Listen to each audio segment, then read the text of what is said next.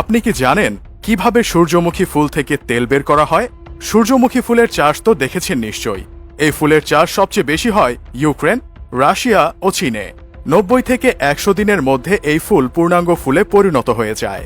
এরপর ফুলগুলোকে কেটে কাটা গাছের মধ্যে গেঁথে দেয়া হয়। এভাবেই রেখে দেয়া হয় সপ্তাহ খানেকের জন্য। এরকমটা করার কারণ হলো এতে করে ফুলগুলো সহজেই শুকিয়ে যাবে। তারপর চাষিরা এই ফুলগুলোতে বাড়ি দিয়ে বীজগুলো ঝেড়ে বের করে নেয়। তারপর মেশিনের মাধ্যমে এইসব বীজ থেকে তেল বের করা হয়। অনেক জায়গায় আবার পুরনো পদ্ধতিতে হাইড্রোলিক প্রেসের মাধ্যমে তেল বের করা হয়। শুধু বাইরের দেশেই নয়, বাংলাদেশেও চাষ হয় সূর্যমুখী ফুল। দেশের সর্বদক্ষিণের জেলা পটুয়াখালীর উপকূলীয় অঞ্চল কলাপাড়া উপজেলায় মাঠে প্রান্তরে যেন হলুদের সমারোহ। মাঠের পর মাঠ, বিলের পর বিল, যেদিকে তাকানো যায় শুধু হলুদ গালিচার মতো সূর্যমুখী ক্ষেত। কম খরচে অধিক ফলন ও লাভবান হওয়ায় সূর্যমুখী চাষে ঝুঁকছে এই উপজেলার কৃষকরা।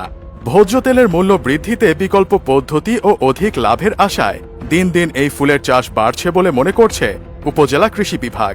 উপজেলার বিভিন্ন এলাকায় সূর্যমুখী ক্ষেত পরিচর্যা নিয়ে ব্যস্ত সময় পার করে উপকূলের হাজারো কৃষক।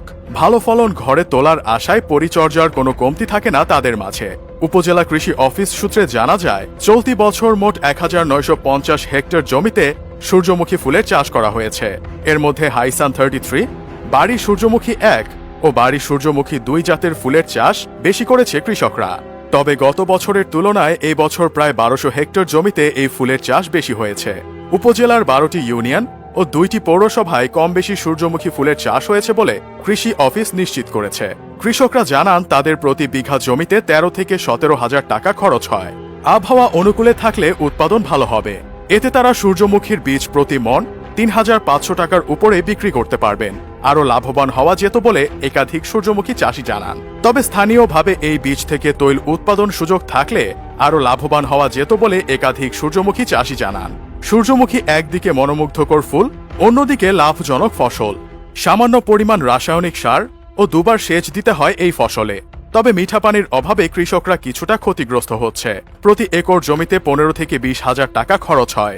1 একর জমির উৎপাদিত বীজ থেকে 50 থেকে 60 হাজার টাকা লাভ করা সম্ভব। সূর্যমুখী গাছ আবার জ্বালানি হিসেবেও ব্যবহার করা যায়। সেই 1975 সাল থেকে সূর্যমুখী একটি তেল ফসল হিসেবে বাংলাদেশে আবাদ করা হচ্ছে।